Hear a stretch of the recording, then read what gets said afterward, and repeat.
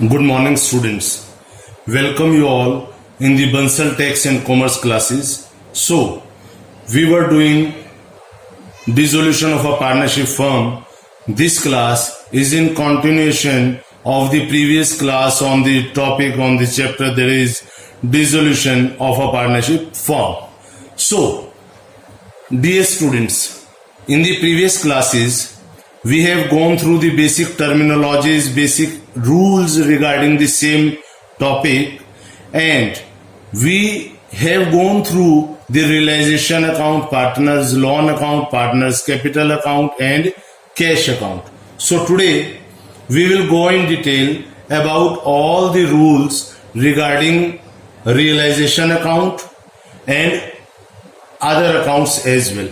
So now first point for today, that is that if an asset is given to a creditor, if an asset is given to a creditor, suppose it is given in part or full payment of the dues, then the agreed amount of the asset is to be deducted from the claim of the creditor and balance is paid to him. Mind it that no entry is to be passed for the transfer of the asset to the creditor. No entry. It is very important to understand that no entry is to be passed for the transfer of asset. When I am transferring the asset to the creditor, then there is no need to pass an entry in this case. So let us take one example. If a creditor amounting to rupees 2 lakh, suppose one creditor to whom the firm is to give 2 lakh rupees, he agrees to take the furniture. He agrees to take the furniture amounting rupees 1.5 lakh. 1.5 lakh and the balance in cash. One creditor of rupees 2 lakh, he is ready to take furniture of rupees 1.5 lakh and the balance is to be paid in cash. Then how the treatment is to be done now? See what entry we will pass. Realization account debit. Realization account debit to bank account. Realization account debit to bank account and the amount will be 50,000. The amount will be 50,000. Once again I am repeating that a creditor of rupees 2 lakh, he is agreed to take the furniture of rupees 1.5 lakh and the balance is to be paid in cash or by bank. Then the entry will be passed like this: realization account debit to bank account 50,000, because the amount which has been taken in the form of furniture is not to be recorded. No entry is to be passed for that, and the balance payment is to be recorded like this.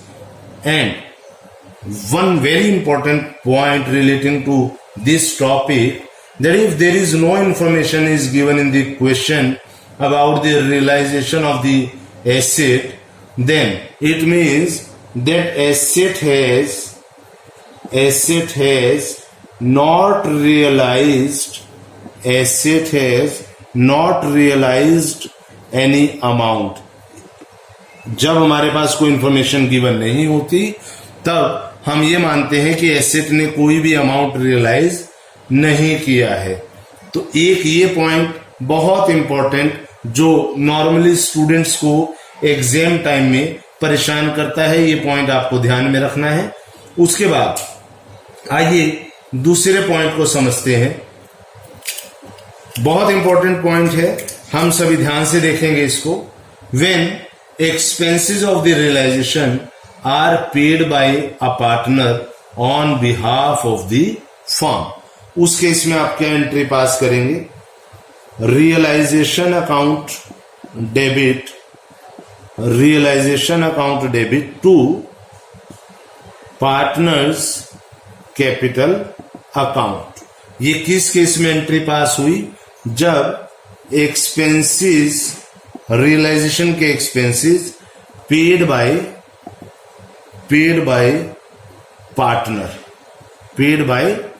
Partner on behalf of the firm. ये भी लिख देता हूं, on behalf of the firm. देखिए, जब एक partner expenses को पे करता है फर्म के बेसिस पर, फर्म के बिहाफ पर, तब हम एंट्री पास करते हैं realization account debit to partners capital account. Reason, क्योंकि पार्टनर उस एक्सपेंसेस को फर्म के बिहाफ पे पे करने के लिए तैयार है, लेकिन वो पार्टनर की लायबिलिटी नहीं है। पार्टनर उस पैसे को फर्म से लेगा और उस एक्सपेंसेस को मीट आउट कर देगा। तो फर्म की सिर्फ इतनी ही ड्यूटी बनती है कि वो पार्टनर कैपिटल अकाउंट को क्रेडिट कर दे और अपने एक्सपेंस की एंट्री कर दे, जो कि रियलाइजेशन को डेबिट करके हमने कर दी। उसके बाद फर्म की और कोई रिस्पॉन्सिबिलिटी नहीं बनती। अब इसके बाद एक और पॉइंट हमारे पास आता है, when firm agreed to pay a fixed amount to the partner towards the same case and partner has to bear the expenses. मान लीजिए पार्टनर को फर्म ने कहा कि हम आपको 3 लाख रुपया देते हैं एक्सपेंसेस के लिए और आपको वो एक्सपेंस मीट आउट करना है, उसके बाद हमारा आपसे कोई लेना देना नहीं। एक्सपेंसेस 3 लाख रुपए से कम होते हैं या ज्यादा होते हैं, उस बात से फर्म को कोई फर्क नहीं पड़ता। तब भी हम सेम एंट्री करेंगे उस केस के अंदर भी, realization account debit to partners capital account being remuneration allowed to the partner. लेकिन एक और केस इसके अंदर आता है, बड़ा इंपॉर्टेंट, ध्यान से देखें आप। अब इस केस में क्या होगा, देखिए, when realization expenses are to be borne by realization expenses are to be borne by partner। इस बात का मतलब क्या हुआ, रियलाइजेशन के एक्सपेंसेस पार्टनर को बियर करने हैं and expenses are paid by the firm. अब देखिए इसका क्या मतलब हुआ कि रियलाइजेशन एक्सपेंसेस पार्टनर ने बियर किए, लेकिन वो एक्सपेंसेस फर्म ने पे कर दिए। एक्सपेंसेस इसको बियर करने थे पार्टनर को, पे किसने किए, फर्म ने। अब फर्म क्या करेगी, उतना ही पैसा पार्टनर से रिकवर करेगी, क्योंकि वो किसको बियर करने थे, पार्टनर को। तो क्या एंट्री पास होगी इस केस के अंदर, ध्यान से देखिए, partners capital account debit, partners capital account debit to cash account और bank account, to cash account और बैंक अकाउंट। देखिए फर्म ने जब ये एक्सपेंसेस पे किया, उस केस में फर्म का कैश और बैंक दोनों बैलेंस रिड्यूस हो गया, लेकिन फर्म क्या करेगी, फर्म पार्टनर के कैपिटल अकाउंट को डेबिट करेगी ताकि वो सारा एक्सपेंसेस वहां से रिकवर किया जा सके। It is due to the realization expenses paid by the firm on behalf of the partner.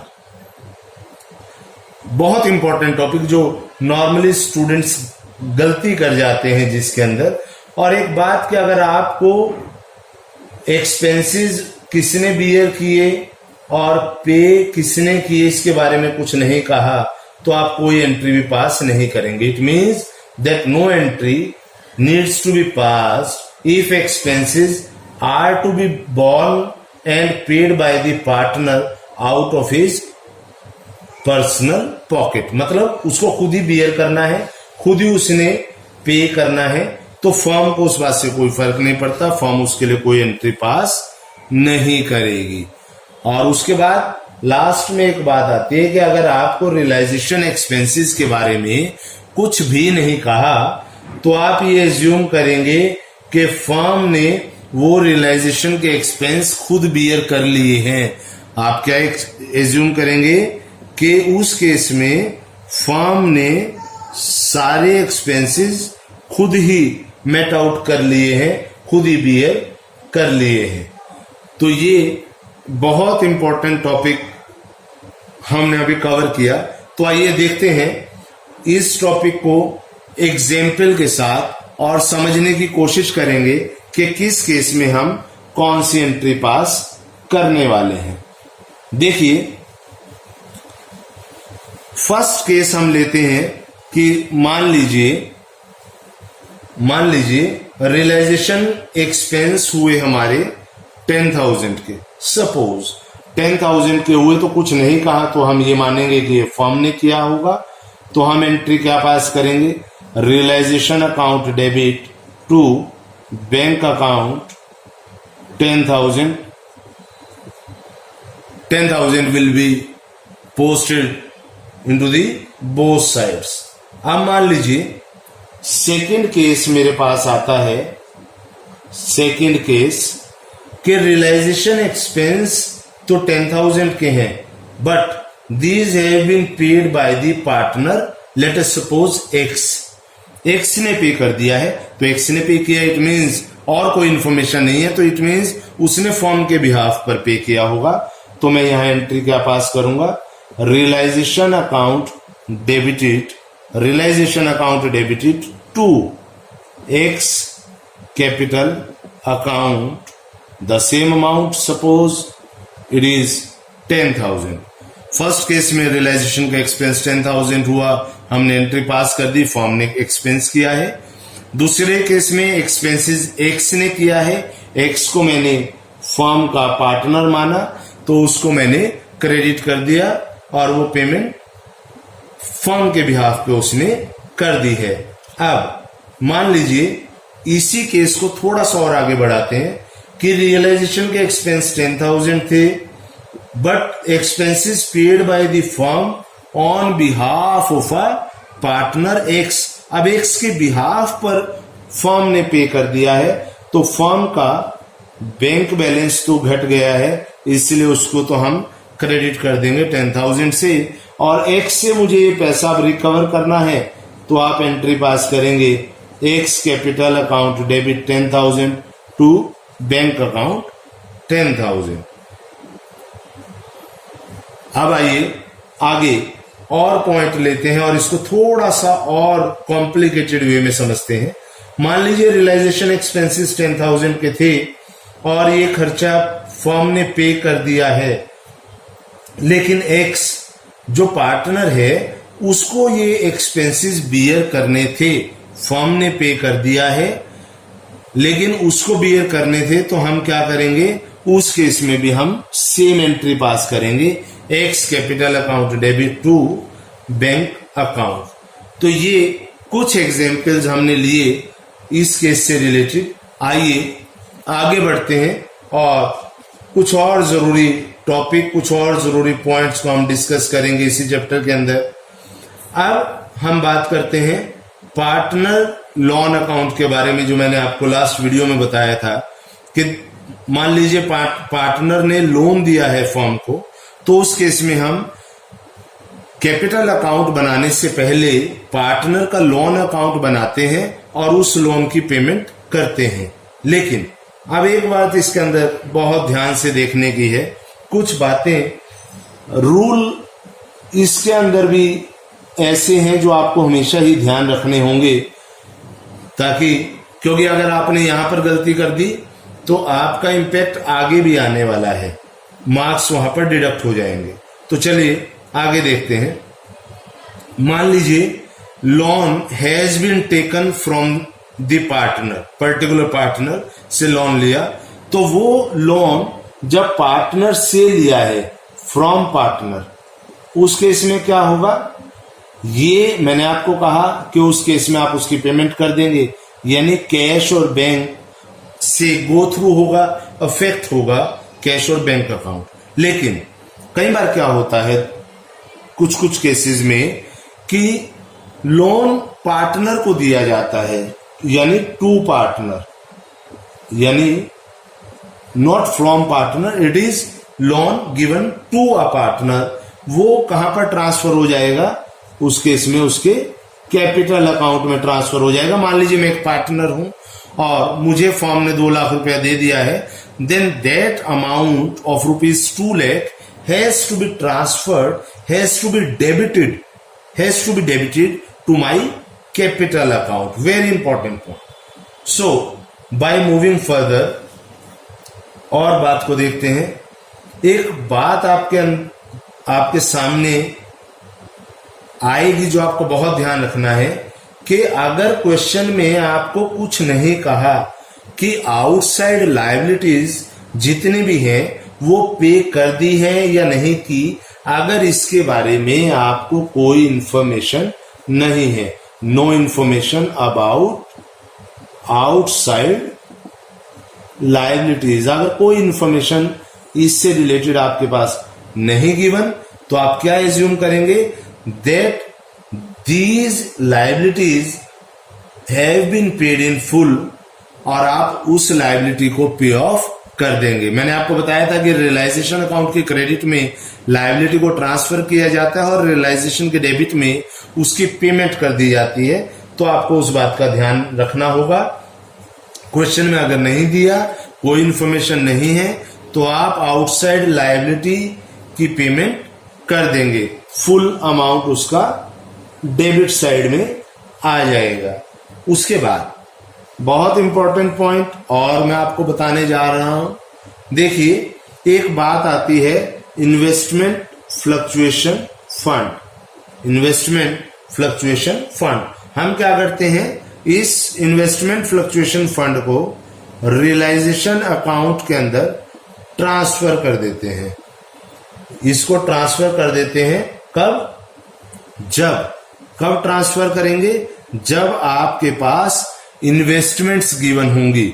जब आपके पास इन्वेस्टमेंट्स गिवन होगी, तब उस केस में आप इसको रियलाइजेशन अकाउंट में ट्रांसफर कर देंगे। अदरवाइज अगर आपको मान लीजिए कोई इन्वेस्टमेंट गिवन नहीं है, अगर आपको इन्वेस्टमेंट गिवन नहीं है, तब आप क्या करेंगे, इसको कैपिटल अकाउंट के अंदर क्रेडिट कर देंगे। कैपिटल अकाउंट के अंदर क्रेडिट कर देंगे। I am repeating once again that if investment fluctuation fund is given and investments are also given in asset side, then you have to transfer this in the realization account. और अगर ऐसा given नहीं है, investments given नहीं है, तब आप क्या करेंगे, तब इन्वेस्टमेंट फ्लक्चुएशन फंड को कैपिटल अकाउंट के अंदर ट्रांसफर कर देंगे। एक और छोटा सा रूल बता रहा हूं आपको, बहुत इंपॉर्टेंट। गुडविल सबसे पहली बात, गुडविल का ट्रीटमेंट ऑलमोस्ट उसी तरीके से किया जाता है जैसे किसी और एसेट का करते हैं हम, like investments, furniture, plant, building, उसी तरीके से इसका ट्रीटमेंट किया जाएगा। लेकिन इसके अंदर सबसे इंपॉर्टेंट बात क्या है कि अगर क्वेश्चन में आपको गुडविल की रियलाइज्ड वैल्यू, रियलाइज्ड और टू बी रियलाइज्ड वैल्यू नहीं दी गई है, तो आप ये मानेंगे कि गुडविल ने कुछ भी रियलाइज नहीं किया है। अगर आपको गुडविल के बारे में कोई इंफॉर्मेशन नहीं दी गई है, तो आप ये एज्यूम करेंगे कि वहां पर कोई भी अमाउंट रियलाइज नहीं किया गया है। तो ये बात मैंने आपको गुडविल से रिलेटेड यहां पर बताई। अब मैं एक पार्टनर लोन अकाउंट के बारे में जो मैंने आपको अभी बताया, उसको एक एग्जाम्पल के साथ मैं आपको बताना चाहता हूं, ताकि वो बात हर एक स्टूडेंट को बिल्कुल क्लियर रहे। तो देखिए, इन्वेस्टमेंट फ्लक्चुएशन फंड के बाद मैं एक बार लोन वाले टॉपिक को एग्जेम्पलीफाई करना चाहता हूं, एग्जाम्पल के साथ आपको बताना चाहता हूं, ताकि कोई किसी तरह की हर्डल आपके सामने ना आए। मान लीजिए मैं बात करता हूं कि एक पार्टनर है और उससे लोन लिया गया है, उससे लोन लिया है मान लीजिए 10 लाख रुपीस का, और उसके कैपिटल अकाउंट में, ध्यान से सुने, बहुत इंपॉर्टेंट पॉइंट है, अगर उस एक्स के कैपिटल अकाउंट में क्रेडिट बैलेंस है, मान लीजिए 2 लाख रुपीज, मान लीजिए 2 लाख रुपीज, तो यहां पर क्या एंट्री पास होगी, जो यहां पर इसका लोन अकाउंट हम बनाएंगे एक्स का, एक्स लोन अकाउंट डेबिटेड, क्या अमाउंट आएगा 10 lakh to bank account, to bank account 10 lakh. एक तो ये बात हो गई। अब देखिए इसके अंदर क्या हो सकता है कि मान लीजिए एक्स पार्टनर है, उसने लोन दिया है 10 लाख रुपीस का, लेकिन उसके पास कैपिटल बैलेंस, उसका कैपिटल बैलेंस इस बार मैं डेबिट ले रहा हूं, मान लीजिए 7 लाख रुपीज से, मैं इसको कितना ले रहा हूं 7 लाख। तो अब क्या होगा, देखिए ये बहुत इंपॉर्टेंट बात समझने के लिए है कि मैं अब लोन अकाउंट को डेबिट करूंगा, X loan account debited by 10 lakh to, अब यहां पर क्या होगा, जो उसका कैपिटल बैलेंस डेबिट मुझे दिख रहा है, मैं उसको क्रेडिट कर दूंगा यहां पर, टू एक्स कैपिटल अकाउंट, कितना अमाउंट आएगा 7 लाख, टू बैंक अकाउंट, कितना जो मेरे पास बच गया है वो पैसा मैं उसको यहां पर रिटर्न कर दूंगा। मैं आपको फिर एक बार रिपीट कर रहा हूं, फर्स्ट केस में एक्स 10 लाख रुपीज की बात करता है, 10 लाख का लोन दिया है, कैपिटल बैलेंस 2 लाख रुपए का है, क्रेडिट बैलेंस है, तो कुछ नहीं करना है, एक्स का लोन का रीपेमेंट करना है 10 लाख से। सेकेंड केस में मैं बात कर रहा हूं कि एक्स 10 लाख लोन देता है, एक्स का कैपिटल का बैलेंस मैं यहां पर 8 लाख मान लेता हूं, 8 लाख, और लोन रीपे करने की एंट्री करेंगे हम 10 लाख, कैपिटल अकाउंट क्रेडिट हो जाएगा 8 लाख से, और जो उसका लोन है वो हम वहां पर पे ऑफ कर देंगे, जो उसका लोन है वो पे ऑफ कर दिया जाएगा। किसी तरह का कोई डाउट आपको यहां नहीं रहना चाहिए, मैंने आपको बता दिया है कि उसका लोन अकाउंट एडजस्ट हो गया है, कैपिटल अकाउंट का जो डेबिट बैलेंस आपको दिया था उसके अंदर एडजस्ट हो गया है, और जो बैलेंस था वो बैलेंस हमने रीपे कर दिया है। और अब मान लीजिए कि यहां पर तीसरा केस मैं बना देता हूं, सेम एक्स ने 10 लाख रुपए का लोन दिया है, लेकिन इस बार एक्स का कैपिटल अकाउंट का डेबिट बैलेंस देता हूं, कितना ज्यादा कर देता हूं, मान लीजिए 15 लाख रुपीज इसका डेबिट बैलेंस है। तो अब इस केस में मैं क्या एंट्री पास करूंगा, लोन की एंट्री तो सेम ही रहेगी, एक्स लोन अकाउंट डेबिट, कितना जो भी लोन का अमाउंट हमने एज्यूम किया है 10 लाख, उसके बाद कैपिटल अकाउंट को क्रेडिट कितने से करेंगे, एक्स कैपिटल अकाउंट, इसको कितने से हम करेंगे, क्योंकि हमारा डेबिट बैलेंस कितना था 15 लाख, यहाँ 15 लाख हो जाएगा। और अब क्या होगा, आपका जो लोन था वो एडजस्ट हो गया, ट्रांसफर हो गया है कैपिटल अकाउंट के अंदर, और जो डेफिशिएंसी है उससे हमने 10 लाख रुपए का यहाँ लोन था, लेकिन लेने कितने थे 15 लाख, तो हम 5 लाख रुपए की एंट्री पास करेंगे जो डेफिशिएंसी थी और एक्स बिजनेस के अंदर ले आया है। Bank account debit 5 lakh to X capital account. उम्मीद करता हूं बच्चों कि आज की ये वीडियो, आज का ये लेक्चर आपके लिए बहुत इंपॉर्टेंट रहा होगा और आपको समझ आ गया होगा।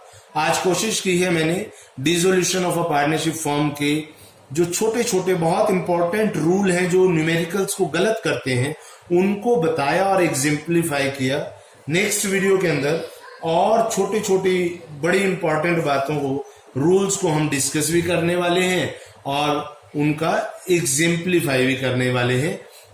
Till that time be in touch and try to do the numericals as much as you can. Thank you very much.